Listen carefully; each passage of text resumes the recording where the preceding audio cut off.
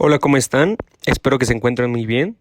El día de hoy tenemos con ustedes el videoexamen del eje temático 3 del módulo de mecanismos de respuesta inmune.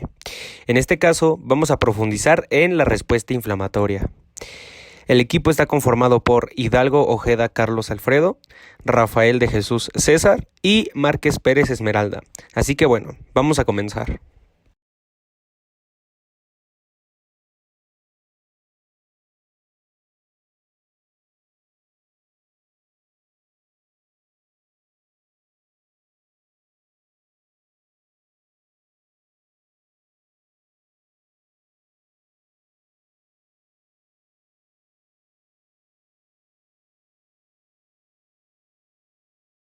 Bueno, ahora yo voy a hablar sobre la definición de la inflamación.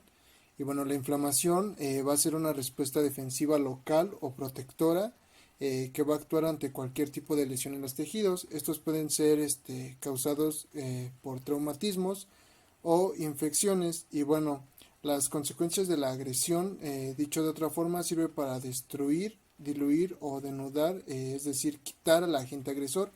Y bueno, pone en acción una serie de acontecimientos que van a tratar de curar o reconstruir dicho tejido dañado. Y bueno, la inflamación, como ya lo mencioné anteriormente, va a ser un mecanismo de defensa que va a facilitar la llegada de las células del sistema inmunitario al lugar donde se produjo la agresión. Por ejemplo, al páncreas durante una pancreatitis o al corazón en situaciones de infarto. Y bueno, las células que van a llegar principalmente a estas zonas van a ser los neutrófilos, ya que son las primeras células inmunitarias que, como lo mencioné, van a llegar al foco infeccioso o inflamatorio. Y bueno, esto con el objetivo de eliminar la agresión. Bueno, hay que mencionar que sin la inflamación las infecciones quedarían incontroladas y las heridas nunca se curarían. Y bueno, sin embargo, la inflamación y su reparación puede ser potencialmente dañinas. Bien, ahora yo también pasaré a hablarles acerca de algunas generalidades del proceso inflamatorio. Para esto es importante recordar que el proceso inflamatorio es una reacción o va a ser un mecanismo que va a formar parte de la inmunidad innata. Recordemos que por los ejes pasados la inmunidad innata es aquella que no tiene memoria y que actúa de manera inespecífica, sin importar cuál sea el agente causal de alguna infección o de cualquier enfermedad. Entonces, va a actuar de manera inespecífica y no tiene memoria. Ahora bien, el proceso inflamatorio va a ser una reacción de defensa que se va a manifestar cuando existe daño celular. Eso es muy importante. También pues sabemos que la inflamación va a actuar como un mecanismo homeostático, es decir, va a tratar de mantener la homeostasis del organismo para que estemos adaptados y que también estemos en equilibrio. También este proceso inflamatorio se va a presentar como una respuesta a las infecciones y también a estímulos de lesiones tisulares. Es decir, que el mecanismo del proceso inflamatorio se va a presentar cuando exista un patógeno, cuando haya presencia de patógenos o también cuando haya una agresión al tejido, alguna de esas dos. Y que también este proceso inflamatorio se va a presentar o se va a desencadenar cuando se superan las barreras de defensa que vimos también en los ejes pasados, las cuales pueden ser la piel, las mucosas, las pestañas, las cejas, etc. Entonces, cuando se superan estas barreras de defensa, que recordemos que son la primer línea de defensa en contra de patógenos, pues se va a desatar el proceso inflamatorio, cuando éstas se superan. Y que el proceso inflamatorio va a iniciar con el reconocimiento de estos mismos y la destrucción al final. Y que recordemos también que el reconocimiento de los patógenos se da a través de los PAMPs, que también los vimos en los ejes pasados, que los PAMPs pueden ser cadenas de ARN dobles o también pueden ser polipéptidos, entre otras muchas diferentes, como por ejemplo la manosa es alguna estructura asociada a patógenos o un PAMP. Y que no solamente se pueden reconocer por PAMPs, sino también se pueden encontrar DAMPs, o es decir, estas reacciones asociadas al daño. Y que una vez que se reconocen, se van a eliminar a los microorganismos. Y que también tenemos que conocer cuáles son los agentes causales de la inflamación. Estos inductores que pueden ser tanto exógenos como endógenos, microbianos o no microbianos. Y que estos pueden ser biológicos, químicos o físicos. Dentro de los biológicos encontramos, por ejemplo, las bacterias, los virus, los hongos y los parásitos. De los agentes causales químicos podemos encontrar los desodorantes, las lociones, los tintes, los cosméticos, los medicamentos, los saborizantes, el alcohol, el tabaco, etc. Y que de los físicos destacan principalmente los traumatismos, las cirugías, las quemaduras y las radiaciones. Entonces, como podemos ver, no solamente los agentes que pueden desencadenar un proceso inflamatorio van a ser bacterias, sino que otros agentes etiológicos pueden llevar a desencadenar el proceso inflamatorio. Ahora hablaremos de la clasificación de la inflamación por celularidad y evolución. Los elementos principales que participan en este proceso son los mediadores de la inflamación, como los vasos sanguíneos y varios tipos de células, como los granulocitos, monocitos, macrófagos, plaquetas, células endoteliales y fibroblastos. La inflamación presenta dos fases bien diferenciadas, que son la aguda y la crónica. Estas se ven diferenciadas porque tienen una evolución relativamente diferente. Una es breve y la otra tiene una duración mayor. Bueno, pues vamos a empezar a hablar de la inflamación aguda, la cual es una respuesta rápida ante un agente agresor que sirve para liberar mediadores de defensa del huésped, en este caso nuestro organismo, en el sitio de la lesión. Normalmente dura menos de 15 días. Y la inflamación aguda tiene tres componentes mayores, que son las alteraciones en el calibre vascular, que dan lugar a un aumento en el flujo sanguíneo, también cambios estructurales en la microvasculatura que permiten que las proteínas plasmáticas y los leucocitos abandonen la circulación y migren y se acumulen en el foco de la agresión. Y posteriormente la activación para eliminar al agente agresor. Estas alteraciones producen los signos clínicos clásicos de la inflamación. Existen 4 signos cardinales de la inflamación, de los cuales se les va a hablar más adelante, pero son el rubor, edema, calor, dolor y un quinto que es la pérdida de la función. También los elementos que intervienen en este tipo de inflamación son los componentes microvasculares y el componente celular. Por otra parte, tenemos a la inflamación crónica, la cual es una inflamación de duración prolongada en la que ocurre al mismo tiempo que la inflamación aguda, la lesión ística, la resolución y suele durar más de 15 días. Este tipo de inflamación muestra las siguientes características. Primero que nada, presenta infiltración por células mononucleadas, tales como los macrófagos, linfocitos y células plasmáticas. También presenta la destrucción ística, provocada en gran medida por las células inflamatorias. También presenta la reparación, que implica la proliferación de nuevos vasos, y la fibrosis, y por último, la transformación de células mononucleadas en epiteloides.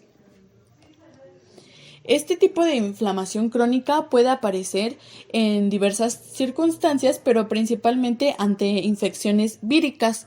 Estas infecciones intracelulares de cualquier tipo requieren la presencia de linfocitos y macrófagos para identificar y eliminar las células infectadas. También está presente en infecciones microbianas persistentes, divididas a un conjunto de microorganismos del que forman parte las microbacterias. También se puede presentar cuando estamos en una constante exposición a agentes potencialmente tóxicos, exógenos o endógenos. Por ejemplo, podrían ser las partículas del sílice que, inhaladas durante un periodo largo, generan una neumopatía. También se da cuando en enfermedades autoinmunitarias, como por ejemplo la artritis reumatoide. Y otro tipo o subtipo de inflamación puede ser la inflamación granulomatosa, ya que es una forma de inflamación crónica que se caracteriza por cúmulos de macrófagos activados, a menudo con linfocitos T, y a veces asociada a la necrosis central. La formación de este granuloma es un intento por parte de las células de contener a un agente causal que sea difícil de erradicar. Para ello, a menudo se registra una intensa activación de linfocitos T que conduce a la activación de macrófagos y a su vez estos macrófagos activados pueden desarrollar un abundante citoplasma y comenzar a asemejarse a las células epiteliales, por lo que se denominan células epiteloides. Y hay dos tipos de granulomas de diferente patogenia, que son los granulomas de un cuerpo extraño, que son causados por cuerpos relativamente inertes, y los granulomas inmunitarios, que son causados por diferentes agentes capaces de inducir una respuesta inmunitaria, persistentemente medida por los linfocitos T. Hasta este punto, si comparamos la inflamación crónica con la aguda, encontramos como primera y principal diferencia la evolución del tiempo, ya que la aguda se resuelve en más o menos una semana, mientras que la crónica, como les mencioné, dura más de 15 días y permanece, por ende, en más tiempo. Otra diferencia es el tipo de célula que participa en cada una. Por ejemplo, el protagonista de la inflamación aguda son los leucocitos polimorfonucleales, mientras que en la crónica son los monomorfonucleales, como los monocitos y los linfocitos. Finalmente, el destino final del proceso inflamatorio en ambos tipos de inflamación es la curación por regeneración de tejidos volviéndose nuevamente funcionales en caso de células lábiles o por proliferación de fibroblastos con depósitos de colágeno, es decir, la cicatriz, de la cual también se les va a hablar más adelante. También podemos clasificar la inflamación por el tipo de exudado, pero hay que entender primero qué es un exudado. Este es un líquido que se filtra desde los vasos sanguíneos hacia los tejidos cercanos y que puede estar compuesto de células, proteínas y materiales sólidos.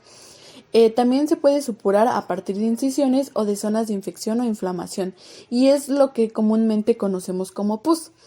Este se subdivide en varios tipos de exudado, y el primero es el seroso, que surge como respuesta a daños leves o durante la etapa inicial del proceso inflamatorio, especialmente en piel y mucosas. También existe el purulento, que se forma como respuesta a infecciones por bacterias cuyos productos estimulan la degranulación de los neutrófilos.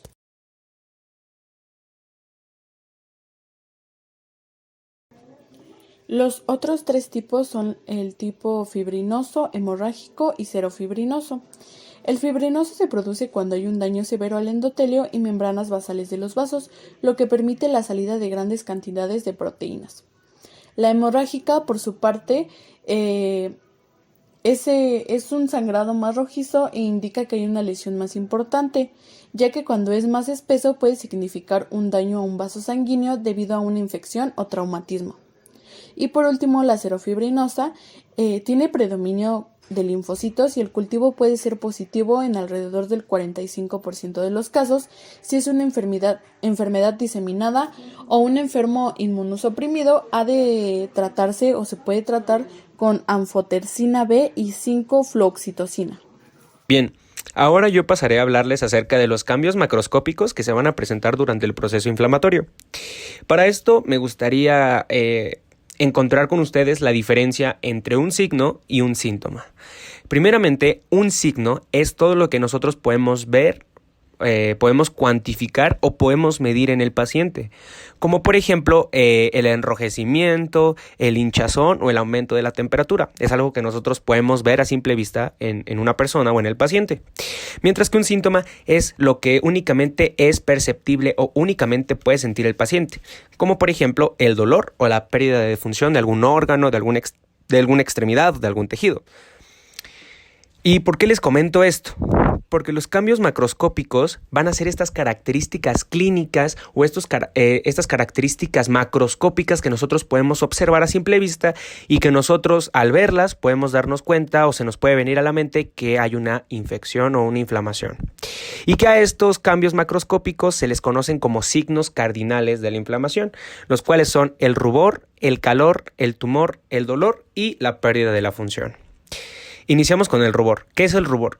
Pues el rubor va a ser ese aspecto rojizo que nosotros vamos a poder percibir en la parte inflamada, como podemos ver en la imagen, y que este enrojecimiento que presenta la zona se va a deber al incremento del aporte de sangre. ¿Por qué se da esto? Porque en el proceso de inflamación va a haber acciones vasculares como la dilatación vascular o la vasodilatación, que recordemos que la vasodilatación es prácticamente este proceso en el que el vaso sanguíneo se va a dilatar o se va a estrechar, se va a hacer más grande, y por lo tanto, si es más grande, va a haber más paso de sangre. Y es por eso que si hay mucha sangre transcurriendo o gran presencia de sangre en esa zona, pues va a estar ese aspecto rojizo en la zona inflamada. También tenemos el calor. Y este aumento de temperatura o el aumento de la temperatura en la zona infectada se va a deber porque hay un aumento en el suministro sanguíneo, como les había mencionado, y que también se va a deber porque hay un incremento en la actividad metabólica en la zona afectada. ¿A qué me refiero con el incremento de la actividad metabólica? De que están ocurriendo diferentes procesos, tanto como de fagocitosis, de opsonización, hay eventos como la diapedesis, están habiendo migraciones de células. Entonces toda esa actividad metabólica, todas esas reacciones que están sucediendo en la zona dañada van a provocar que exista un aumento de la temperatura. Es por eso que nosotros, si llegamos a tocar, por ejemplo, la imagen que vemos ahí, se va a sentir caliente. Ese aumento de la temperatura se va a deber por todas las reacciones que están pasando en esa zona. Después tenemos el tumor o la tumefacción, y que este tumor se va a dar principalmente por el edema, que más adelante les voy a explicar el por qué se hincha la zona.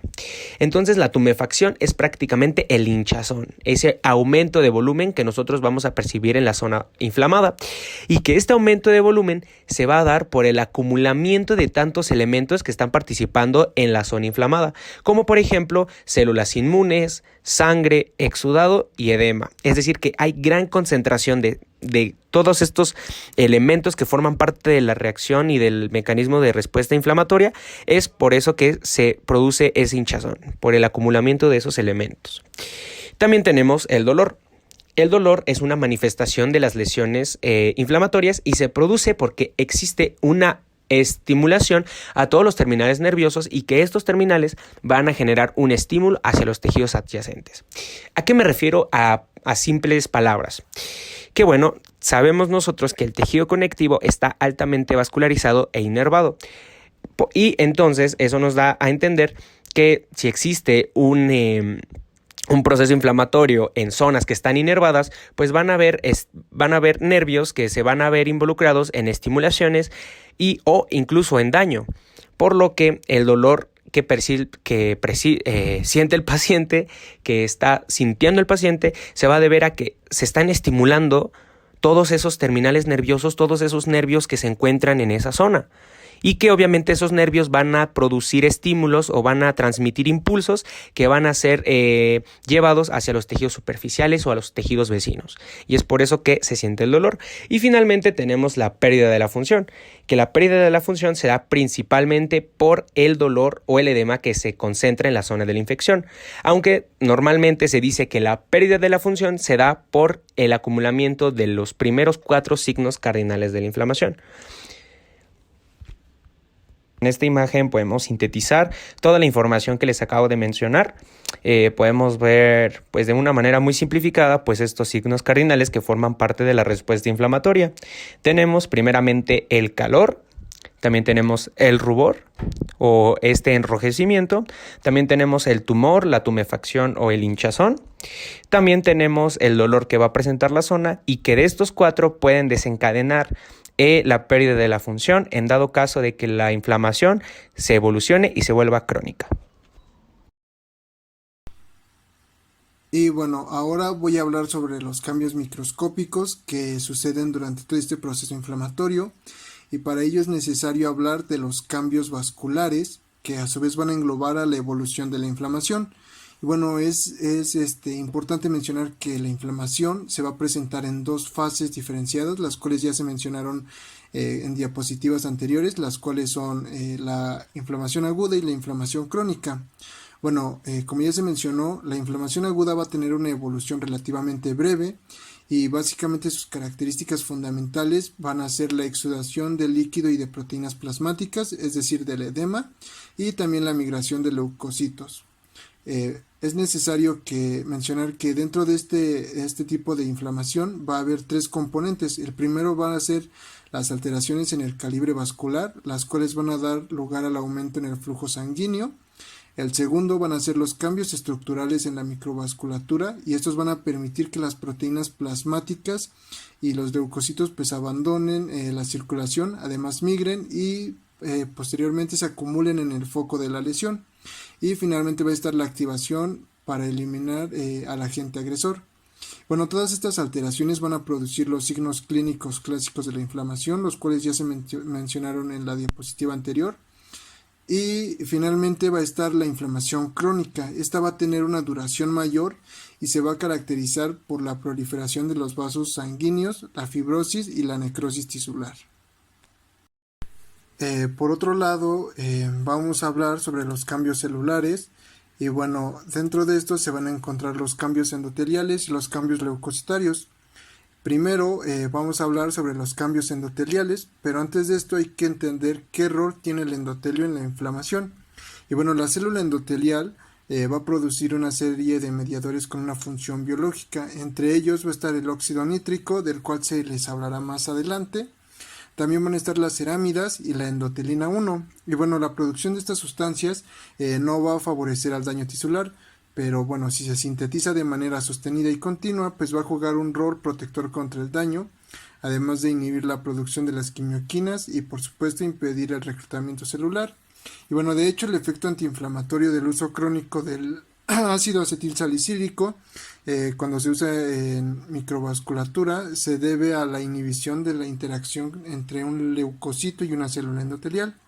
Y bueno, ahora sí, hablando un poco más sobre los cambios endoteliales, pues estos van a suceder en condiciones normales.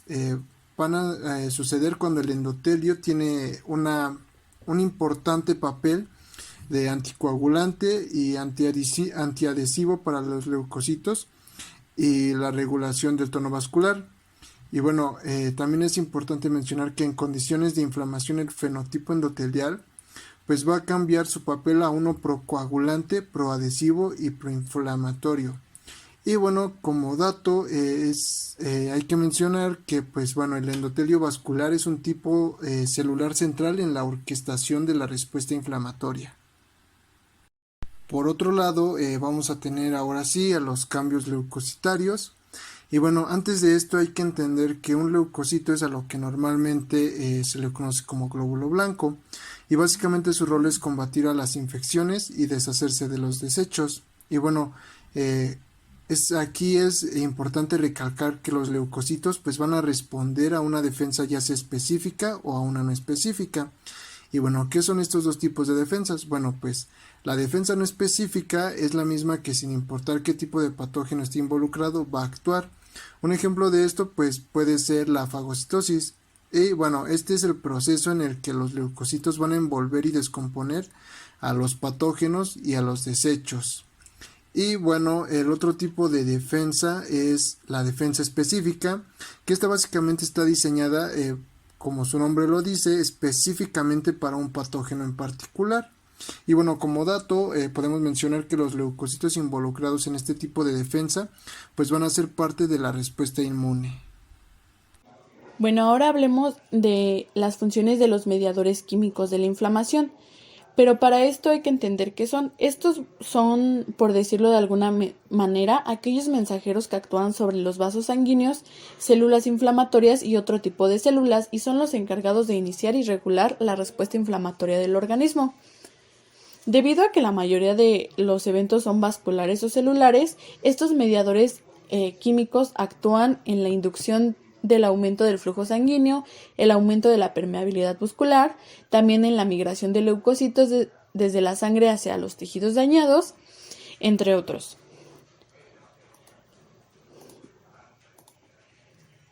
Actualmente se considera que los mediadores químicos de la inflamación pueden ser aminas de acción vascular como la histamina, también pueden ser las proteasas como la plasmina, calicreína y diversos factores de la permeabilidad. Por otra parte, también pueden estar la calidina y otros péptidos de la cinina. Y el primer mediador químico que les puedo mencionar es la amina vasoactiva. Estas producen vasodilatación y aumento de la permeabilidad vascular y su liberación a partir de los mastocitos. Ahora hablando del óxido nítrico, pues el óxido nítrico va a ser un vasodilatador que se va a encargar de dilatar a las células musculares y bueno, cuando esto sucede va a hacer que los músculos reciban más nutrientes. Por otro lado, va a inducir, como ya lo dije, la relajación de un músculo liso de su pared vascular y además va a inhibir la adhesión y la agregación plaquetaria. Realiza otras importantes funciones en la inflamación y bueno, de hecho ha sido implicado en diversas actividades inflamatorias. Ahora hablando del sistema de las cininas, bueno, hay que entender que este tipo de sistema va a generar péptidos vasoactivos y bueno, esto lo va a generar a partir de proteínas plasmáticas que van a ser denominadas cininógenos y bueno, esto va a ser mediante proteasas específicas que a su vez van a ser denominadas calicreínas y bueno, estas calicreínas van a dar lugar a la producción de la bradicinina y finalmente pues esta va a sensibilizar a los nociceptores para ciertos estímulos como puede ser la temperatura y el tacto. Por otro lado tenemos al sistema de coagulación que este se va a dividir en dos correlacionados. El primero va a ser la vía intrínseca que va a consistir en proenzimas plasmáticas y estas van a ser activadas por el factor de Hagemann. Y el segundo va a ser la vía extrínseca. Bueno, este va a estar promovida por ciertas condiciones que ya van a ser, ya sean inflamatorias infecciosas o inflamatorias no infecciosas. Otro mediador puede ser el factor activador de plaquetas, que es un mediador bioactivo derivado de los fosfolípidos, que mediante su unión a un receptor acoplado a proteína G causa agregación y liberación plaquetaria, así como broncoconstricción, vasodilatación, aumento de la permeabilidad vascular y incremento de la adhesión leucocitaria y quimiotaxis leucocitaria. También puedo mencionar a las citocinas, ya que son proteínas producidas principalmente por los macrófagos y los linfocitos activados, que modulan la función de otros tipos celulares. Estos comprenden los factores estimulantes de colonias que dirigen el crecimiento de las células precursoras inmaduras de la médula ósea.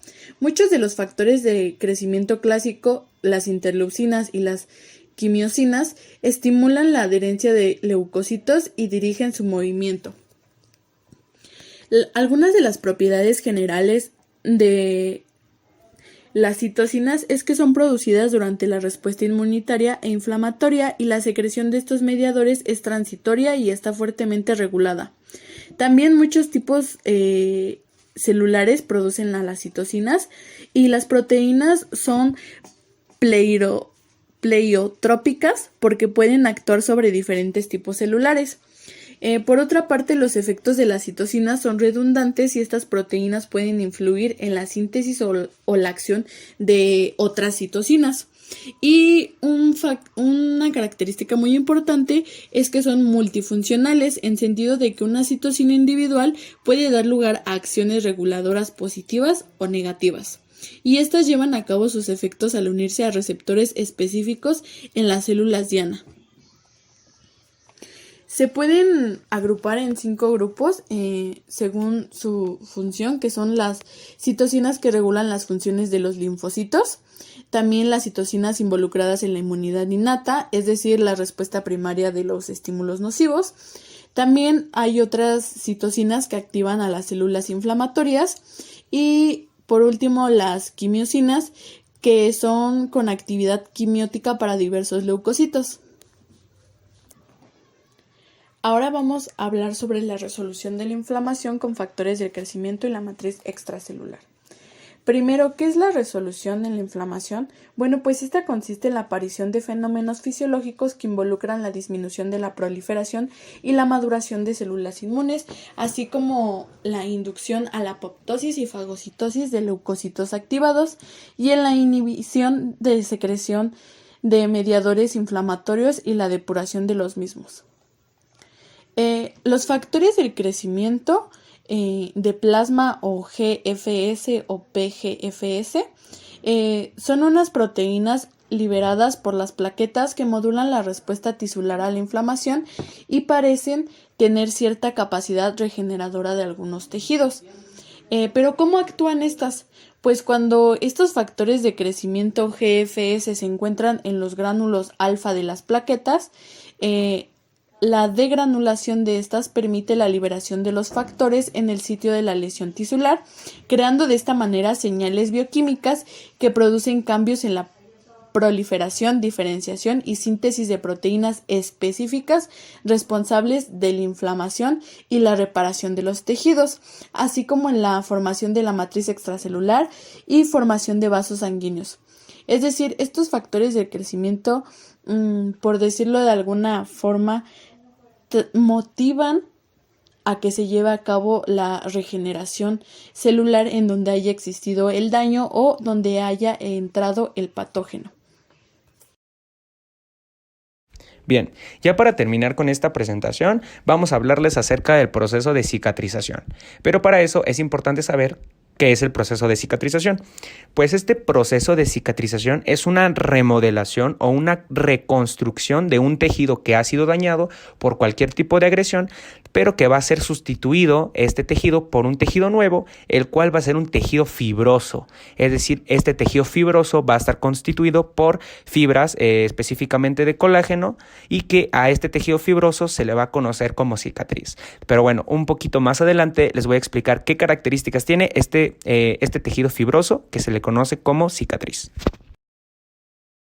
Bien, primeramente para esto me gustaría hablarles acerca de la remodelación tisular y los tipos que podemos encontrar de este recambio de tejido. Bien, podemos encontrar regeneración y cicatrización. ¿Pero qué diferencias hay entre la regeneración tisular y la cicatrización? Bueno, la regeneración tiene como característica que va a recuperar el estado normal del tejido, es decir, que va a recuperar la forma y va a recuperar la estructura, va a recuperar las células que estaban ahí antes de haber sido agredido ese tejido. La regeneración también va a provenir de células residuales.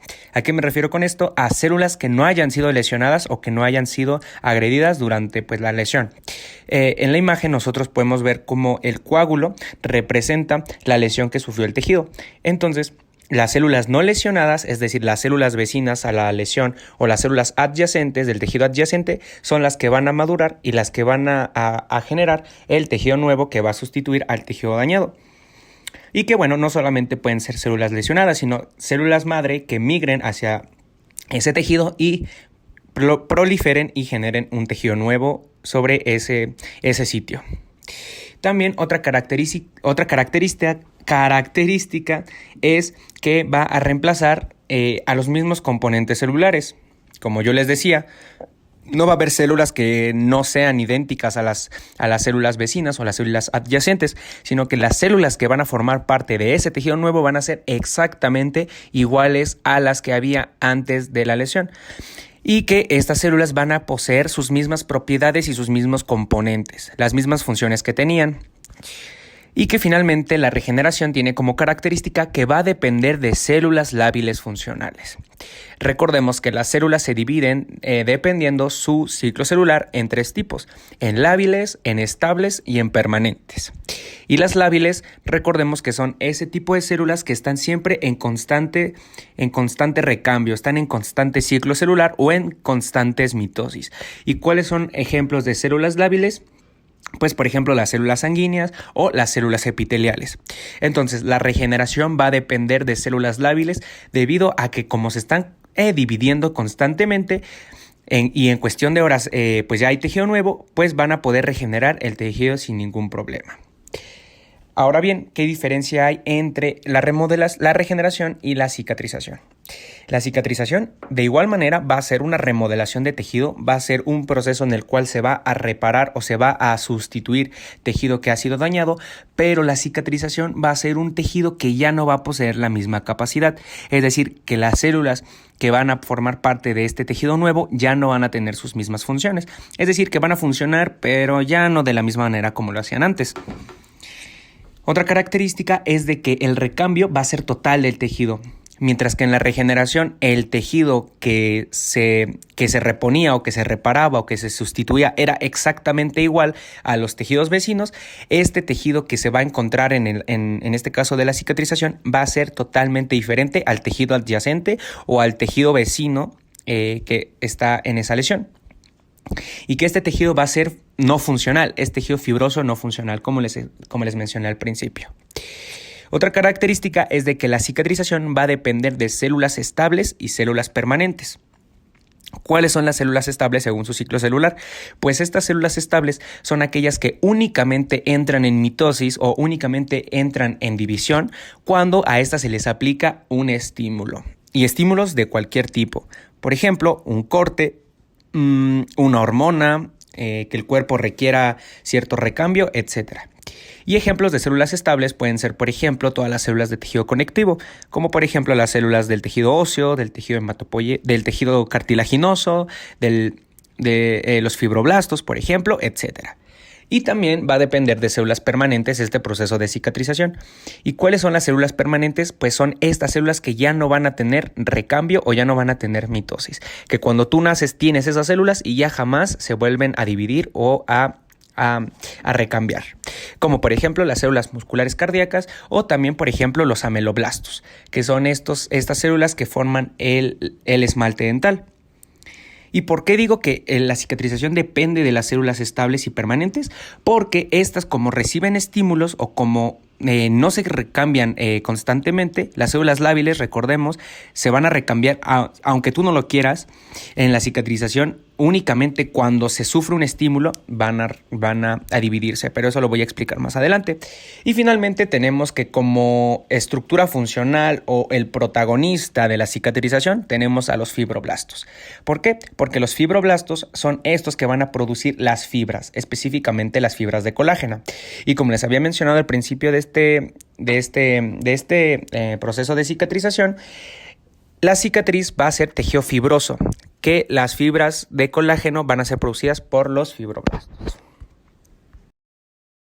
Para entender de mejor manera este proceso y las diferencias, para entender la diferencia entre la regeneración y la cicatrización, pues tenemos este esquema donde principalmente vemos el tejido normal, podemos ver el epitelio, hay tejido epitelial que descansa o reposa sobre una membrana basal y que debajo de ella se encuentra tejido conectivo, que sabemos que está vascularizado, está inervado, posee células como células inmunes, adipocitos, fibroblastos, sustancia fundamental amorfa, fibras, etcétera, etcétera, etcétera. Y que bueno, aquí tenemos dos tipos de daño que podemos encontrar, un daño superficial y un daño severo. Pero vamos a iniciar con el daño superficial.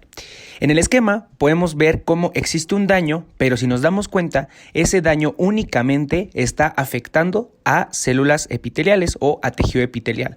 Y que también podemos darnos cuenta en la imagen cómo la membrana basal y el tejido conectivo están totalmente intactos. El único daño que se sufrió fue en el epitelio. Es por eso que aquí arriba les pongo esta frase que dice que si el epitelio conserva la membrana basal, va a haber regeneración. ¿Pero por qué? Bien, como les había mencionado en la diapositiva pasada, la regeneración va a depender de células lábiles funcionales. ¿Y cuáles son esas células lábiles? Les había mencionado que un ejemplo de células lábiles son las células epiteliales.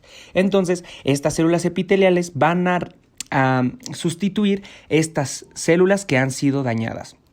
Primeramente, estas células muertas o estas células dañadas van a ser fagocitadas por macrófagos, por células dendríticas, etcétera, y que estas células vecinas, las células vecinas que vemos en la imagen que están intactas, van a estar dividiéndose, van a entrar en división, en mitosis, en ciclo celular, y van a sustituir ese tejido o esas células dañadas que fueron agredidas. Y como vemos, al final se encuentra ese tejido tal cual estaba al principio. Por eso también en la diapositiva pasada les les mencioné que la regeneración recuperaba el estado normal del tejido y que pues casi quedaba exacto.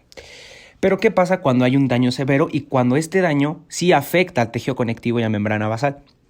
Pues bueno, esto va a generar el proceso de cicatrización. Es por eso que de igual manera en la parte de arriba les puse que si esta lesión profundiza hasta tejido conectivo o inclusive más, es decir, que supere o penetre la membrana basal o la afecte, va a haber un proceso de cicatrización. ¿Por qué?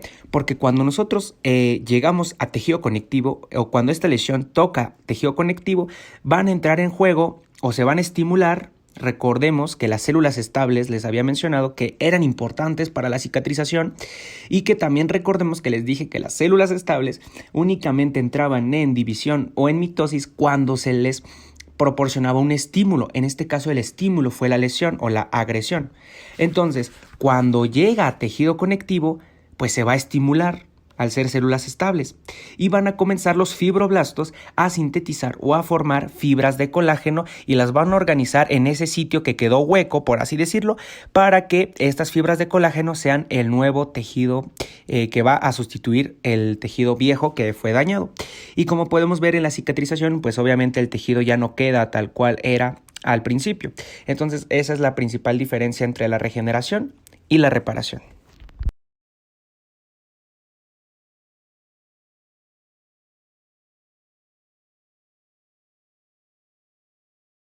Ahora bien, pasemos a hablar sobre el proceso de cicatrización como un mecanismo de cómo se resuelve un tejido que ha sido dañado.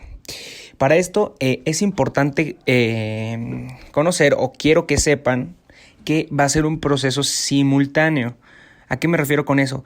Que no va a ser un proceso o no va a ser una cascada de reacciones. Es decir, que primero pasa la reacción 1 y primero tienen que acabar la reacción 1 para que suceda la reacción 2. No, es un proceso simultáneo y todo pasa al mismo tiempo, únicamente que se separa para que se tenga un mejor entendimiento del por qué. Entonces, el proceso de cicatrización va a iniciar con una lesión al tejido y que al inicio de esta presentación dijimos que la lesión puede ser de cualquier tipo. Los inductores pueden ser endógenos o exógenos, microbianos o no microbianos, como por ejemplo el piquete de un mosco, la quemadura, un corte en algún tejido, etc. Entonces, la lesión se va a dar por cualquier agente etiológico. En este caso, pues podemos ver en la imagen que pues el daño fue por un corte en el tejido. Una vez que hay un corte en el tejido, va a haber una hemostasia. ¿Y qué es la hemostasia? Pues la hemostasia, dicho de una manera más simple, es la forma en la que el cuerpo trata de evitar que se pierda sangre. Nosotros en la imagen también podemos ver que cuando, antes de eso, sabemos que el tejido conectivo, como les había dicho, está lleno de vasos y que si en dado caso un corte llega a romper un vaso, pues va a haber sangrado, ¿no? Entonces el cuerpo debe de buscar pues alguna manera de la que pues se deje de perder sangre o evitar perder sangre. ¿Y cómo hará el cuerpo para evitar que se pierda sangre? Pues a través de la hemostasia o el proceso de hemostasis. ¿Y cuáles son pues esas estructuras que entran en juego en la hemostasia? Pues principalmente las plaquetas o los factores de coagulación, la agregación plaquetaria o la adhesión plaquetaria, formando así un coágulo. ¿Qué es el coágulo? Pues prácticamente el coágulo son eritrocitos envueltos en proteínas como la fibrina, por ejemplo. Y para ponerles un ejemplo de qué es un coágulo, imagínense pues una red de pesca con muchos peces. Pues así prácticamente es un coágulo. Los peces que están en la red pues vienen siendo los eritrocitos y la red vienen siendo pues proteínas como la fibrina o factores de coagulación. Entonces más o menos así se ve un coágulo, eritrocitos envueltos en proteínas de fibrina. Entonces este coágulo o estos factores de coagulación y plaquetas van a permitir que se deje de perder sangre en los tejidos o en esa agresión o en ese daño que sufrió el tejido. Una vez que se detiene el tejido, una vez que se detiene el sangrado, la hemorragia, se pasa a un proceso de inflamación. El proceso de inflamación pues es el que ya estuvimos viendo alrededor de esta presentación, que primeramente es la quimiotaxis o esta migración de las células inmunes hacia hacia el sitio de la agresión, va a haber obviamente pues eventos vasculares como la vasodilatación, la vasoconstricción, la diapedesis, van a llegar los neutrófilos o los polimorfonucleares, que son pues todos estos que llevan a cabo pues todo el proceso de inflamación aguda, linfocitos, fagocitosis por macrófagos, etc. Ahora bien, es por eso que también en esta presentación se nos habló entre lo que es una inflamación aguda y una inflamación crónica. ¿Por qué? Recordemos así rápidamente que la inflamación aguda es aquella que se resuelve en 4 días o en menos de una semana. Mientras que la inflamación crónica es aquella que evoluciona y pues llega a durar muchísimo más tiempo. Entonces, la inflamación aguda, además de durar poco tiempo, es la que llega a la proliferación y a la resolución. Es decir, que la inflamación sana y que posterior a que la inflamación sana comienza nuevamente a crecer nuevo tejido, por así decirlo, mientras que la crónica pues sigue evolucionando y sigue haciéndose más grande. Entonces, después de que se inflama, en la imagen pues el ejemplo es una inflamación aguda. Una vez que se inflama y hay un proceso de inflamación y de sanación, llega el proceso de proliferación. Y el proceso de proliferación es pues prácticamente este proceso donde crecen, donde llegan, donde se forman células nuevas para sustituir el tejido dañado. Y que la proliferación se va a llevar a cabo gracias a estas células que les había mencionado anteriormente, que son las células lábiles, las células estables y las células permanentes. Entonces la proliferación es pues como este crecimiento nuevo o esta formación o esta creación de células nuevas que van a reemplazar el tejido dañado. Y que en este caso podemos ver en la parte de proliferación cómo ya se forma una costra. ¿Y qué es una costra? Ustedes se preguntarán. Pues una costra es prácticamente el coágulo que les hablé al principio en la hemostasia, esa red de peces pues en una red, esos eritrocitos en fibrina, pues ya secos. Prácticamente ya se secó ese coágulo. Pero bueno, en mucosas húmedas, como por ejemplo la mucosa bucal, se le conoce como membrana a la costra, pero es prácticamente lo mismo. ¿Por qué les menciono esto? Porque debajo de esa costra, debajo de ese coágulo seco, se comienzan a proliferar las células nuevas que van a sustituir el tejido. En este caso podemos ver cómo las células epiteliales están proliferando, están creciendo por debajo de la costra. Es por eso que es necesario nunca retirar la costra, porque debajo de ella se está llevando el proceso proliferativo de las células nuevas. Y si las quitamos, pues nuevamente tenemos que iniciar con la proliferación, llega a entrar un agente extraño y puede nuevamente causar inflamación, etcétera, etcétera, etcétera. Y que finalmente, una vez que se proliferan o crecen estas células nuevas, llega una remodelación. Y que esta remodelación, como vimos en las diapositivas pasadas, podemos encontrar tanto la regeneración, si es que únicamente hubo daño en epitelio, o una cicatrización en dado caso de que haya profundizado. En este caso, en la imagen, pues obviamente profundizó hasta la dermis o la hipodermis y pues obviamente hubo un proceso de cicatrización. Y de esta manera se resuelve el proceso inflamatorio. Para finalizar, vamos a hablar acerca de la cicatrización de primera y de segunda intención. Y que bueno, vamos a ver qué diferencia hay entre ambas. Primeramente, vamos a hablar de la de primera intención. Esta pues va a ser un proceso de cicatrización. ¿Por qué? Porque se afectó a la membrana basal y al tejido conectivo. Además, en la cicatrización de primera intención va a haber poca pérdida de tejido. Es decir, que se va a perder muy poco tejido y que este corte va a ser lineal, como podemos ver en la imagen. Esta agresión se encuentra de forma lineal y que esta característica de que es lineal va a permitir aproximar los bordes quirúrgicos, es decir, gracias a una técnica quirúrgica como por ejemplo la sutura, va a permitir que los bordes obviamente de un lado y de otro se puedan aproximar y de esa manera pueda cicatrizar de una manera más rápida. Además de que en la cicatrización de primera intención vamos a encontrar el tejido de granulación. Que recordemos que el tejido de granulación es pues este tejido que va a permitir que se lleve a cabo la cicatrización. Y que este tejido de granulación pues cuenta con fibroblastos, con vasos, con células cicatrizadoras, etc. Y que si no se forma el tejido de granulación no va a haber cicatrización. Y que bueno, este tejido aparece entre los 3 y 5 días. Y que obviamente es importante no confundirlo entre un tejido de granulación y granulomatoso, porque el granulomatoso ya lo explicó mi compañera y es un tipo de inflamación que puede ser pues severo. Y finalmente, pues tenemos el de segunda intención. ¿Qué diferencia tiene entre el del primero? Pues que va a haber una destrucción de tejido mayor. Como podemos ver en la imagen, toda la destrucción que hubo es mucho más grande a la primera intención.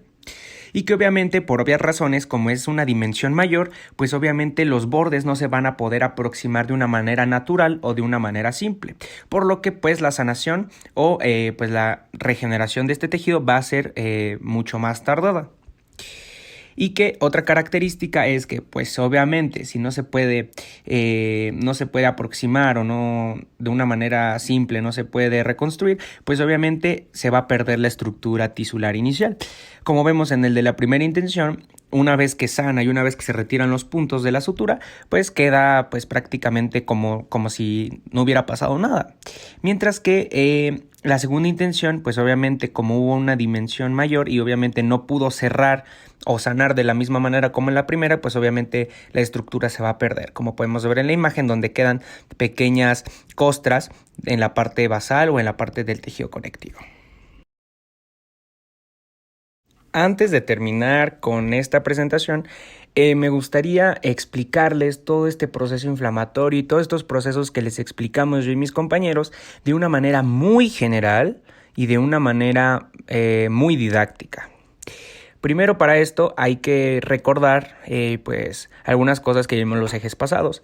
Recordemos que todas las células inmunes van a estar concentradas en tejidos linfoides, en tejidos asociados a mucosas, en órganos primarios y secundarios, y que estos van a migrar hacia un sitio de la infección cuando se les necesite. También hay que recordar que los macrófagos y células dendríticas, como podemos ver en la imagen, pues son aquellas que pues están por ahí dando la vuelta y vigilando el tejido en dado caso de que exista algo pues que no esté bien. También recordemos que dijimos al principio que la inflamación se puede desencadenar cuando hay daño celular, es decir, una agresión al tejido o presencia de patógenos. Y que bueno, no solamente puede ser por presencia de patógenos, sino también cuando reconocen moléculas asociadas a daño o DAMPs. Pero bueno, para entender pues este proceso inflamatorio, pues me gustaría ponerles un ejemplo para que pues quede más claro. Imagínense ustedes que organizan una fiesta y que compran muchos alimentos, muchas bebidas y pues se las quieren acabar ustedes solos, pero pues es mucha comida y muchos alimentos para ustedes solos, por lo que pues deciden llamarle a sus amigos, les mandan un mensaje de texto, un mensaje de WhatsApp para que pues vayan a su casa y les ayuden a acabarse toda esa comida. Pues lo mismo hacen los macrófagos. Una vez que ellos detectan con sus PRRs o por sus receptores tipo TOL o tipo NOD, los patrones asociados a patógenos, o sea, los PAMP o los DAMPs, pues van a llamarles a las células inmunes para que ayuden a acabarse eso. Entonces, como ustedes llamaron a sus amigos para que les ayudaran a comerse toda esa comida, los macrófagos les llaman a las células inmunes que vayan de todos esos órganos donde se encuentran hacia el sitio de la infección para que pues, les ayuden a comerse todos esos macrófagos, todos esos microorganismos. Pero bueno, los macrófagos no lo hacen por llamadas ni por mensajes de texto, sino que lo hacen a través de factores quimiotácticos o también conocidos como mediadores químicos, que ya también mis compañeros les mencionaron al principio. Que estos mediadores químicos pueden ser la histamina, la serotonina, que son pues las aminas vasoactivas, las que tienen una reacción en el vaso o en el capilar sanguíneo. Tenemos la bradicinina, los tromboxanos, todos esos que son derivados del ácido araquidónico, como también las prostaglandinas, los tromboxanos, etc. Entonces, estos mediadores químicos que en la imagen podemos ver como puntitos apenas que se alcanzan a ver, pues son aquellos que van a hacer pues esos mensajes para que pues las células inmunes viajen hacia o migren hacia el sitio de la infección. Y que bueno, en la imagen también podemos ver como esos puntitos, es decir, esas señales químicas, esa histamina, esa serotonina, esa bradicinina, van a tocar las células endoteliales. Si nos damos cuenta, esas flechas señalan a que esas sustancias o esos mensajes tocan las células endoteliales. Pero ¿para qué las tocan? Para que esas células endoteliales activen esas estructuritas rojas que podemos ver ahí. A esas estructuritas rojas se les llaman selectinas. Y bueno, también podemos ver que en las células inmunes, como por ejemplo ese neutrófilo, tienen estructuras azules, las cuales se van a unir a esas selectinas y que se le conocen como integrinas, o selectinas o integrinas. ¿Y para qué sirve esto? Bueno, para que esa célula pueda migrar hacia el sitio de la infección. Y que para esto, pues tenemos diferentes pasos. Y que bueno, van a desencadenar, pues obviamente que se lleve a la fagocitosis o a esta opsonización de estos agentes causales de la inflamación. Que bueno, como podemos ver en esta imagen también, pues esas células que están migrando desde los vasos sanguíneos, recordemos que estas células estaban tranquilas en sus órganos donde pues residen y que obviamente recibieron la llamada de los macrófagos. Les dijeron, oye, vente, ayúdame a comerme todos estos microorganismos. No puedo, son muchísimos. Los microorganismos tienen una capacidad de división muy rápida, entonces venme a ayudar. Entonces por eso las células inmunes, principalmente como les decía, los polimorfonucleares, los neutrófilos, van a viajar sobre los capilares sanguíneos. Y que bueno, para esto pues tratan de llegar hacia la zona de la infección, como vemos en esta imagen. También yo les expliqué en esta presentación pues los cambios macroscópicos. Recordemos que eran el rubor, el calor, el tumor, el dolor, etc. Pero ahorita mismo les voy a explicar de la manera microscópica o la manera celular por la que suceden esos procesos. Primeramente, quisiera pues explicarles los pasos que existen en este proceso inflamatorio. Y primeramente tenemos la quimiotaxis. ¿Qué es la quimiotaxis? Pues este proceso en el que migran las células inmunes para llegar al sitio de la infección de una manera rápida. Pero ¿cómo lo hacen? O sea, son muchas células las que están viajando. ¿Cómo lo hacen para llegar rápido? A través de la vasodilatación de los vasos. Yo les había mencionado que esos mensajitos, esos puntitos que vemos ahí, generalmente los producen las células cebadas o los mastocitos, que son la histamina. La histamina es un vasodilatador. Entonces, ¿por qué se dilatan los vasos? ¿O para qué los mastocitos liberan histamina para que se dilaten los vasos? Pues es como cuando estamos en una carretera y hay un espacio muy pequeño. Pues obviamente van a circular los carros, pero de una manera muy lenta. Mientras, sin embargo, si tenemos una carretera o un espacio más amplio, pues obviamente van a poder circular más carros. Entonces, de esa manera se llegan las células más rápido. Gracias a que hubo una vasodilatación, va a haber más flujo de células sanguíneas que van a poder llegar más rápido al sitio de la infección. Y es por eso que existe el rubor o ese color rojizo en la zona, porque se dilatan los vasos, hay mucha presencia de sangre. Pues una vez de que migran, va a haber otro proceso, el cual pues es la marginación. La marginación es pues prácticamente que se peguen al margen de los vasos sanguíneos. ¿Y cómo se van a pegar al margen? A través de la expresión de selectinas o la adhesión, que es la expresión de integrinas. ¿A qué me refiero con eso? En la imagen pasada vimos que habían estructuritas rojas, las cuales pues interactuaban con esas estructuritas azules, las cuales son las selectinas y las integrinas. Y que estas, como les había mencionado, van a ser activadas una vez que esos puntitos, esos mediadores químicos toquen los capilares sanguíneos. Y que bueno, esto va a generar el calor. Como hay una gran presencia de células interactuando, va a generar que se aumente la temperatura en esa zona. Bien, ¿por qué se da la tumefacción? ¿Por qué se da el hinchazón? ¿Y por qué dijimos que el edema era la parte más importante de este proceso? Pues bien, dijimos que, como podemos ver en la imagen, hay ciertas partes donde las células endoteliales se están separando. Si ustedes pueden ver, las células se separan para poder salir del vaso y migrar hacia el sitio de la infección. A eso se le conoce como permeabilidad vascular, o sea, esta capacidad que tiene el vaso de separarse para permitir la salida de los neutrófilos principalmente. Y esto recordemos que se da por el reconocimiento de las selectinas y las integrinas. Eso es bien importante. Para que se puedan separar los vasos, para que se puedan separar, las células endoteliales, primero deben de haber un reconocimiento, un rodamiento o una adhesión de las selectinas y las integrinas. Pero bueno, entonces, ¿por qué se da ese hinchazón? Pues porque no solamente salen células por esta zona, o sea, no solamente salen células inmunes hacia el sitio de la infección, sino que al abrirse estas células endoteliales va a permitir que salgan otros elementos como plasma, va a permitir la salida de líquido intersticial y también va a permitir la salida de edema hacia el espacio extracelular. Entonces es por eso que se da el hinchazón o el tumor, debido a que no solamente las células endoteliales están permitiendo la salida de células inmunes, sino también está permitiendo la salida de edema.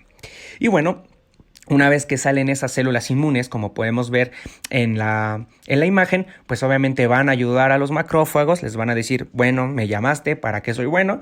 Y pues van a comenzar a llevar a cabo pues el proceso de la eliminación de estos patógenos a través de los procesos que ya vimos en anteriores ejes y también explicamos en esta presentación, como la fagocitosis y también procesos de opsonización. También están migrando proteínas del sistema del complemento, van a generar lisis en las membranas de las bacterias, etcétera, etcétera, etcétera, para que de esta manera se contrarrezca la inflamación, se reduzca, sane y exista un proceso de proliferación y de remodelación del tejido. Entonces, es por eso que es importante conocer el proceso inflamatorio de manera microscópica, el por qué los cambios macroscópicos y también la importancia de resolver una inflamación y la cicatrización. Entonces, pues ya de una manera muy simple, pues les expliqué este proceso de inflamación, el por qué se dan estos cambios macroscópicos que les habíamos mencionado y qué importancia tiene la inflamación y la cicatrización. La cicatrización tiene una importancia pues enorme, debido a que si una lesión no se repara, pues obviamente va a estar expuesta a esa zona y vamos a ser susceptibles a que entren nuevos patógenos y causen enfermedades que pues probablemente sean mucho más graves. Entonces, de esta manera les resumí de una manera muy general y muy didáctica pues todo este proceso de la respuesta inflamatoria. Y pues creo que eso sería todo por nuestra parte. Esperamos que haya sido claro, que nos hayamos dado a entender. Y pues muchas gracias por su atención y sobre todo por su tiempo.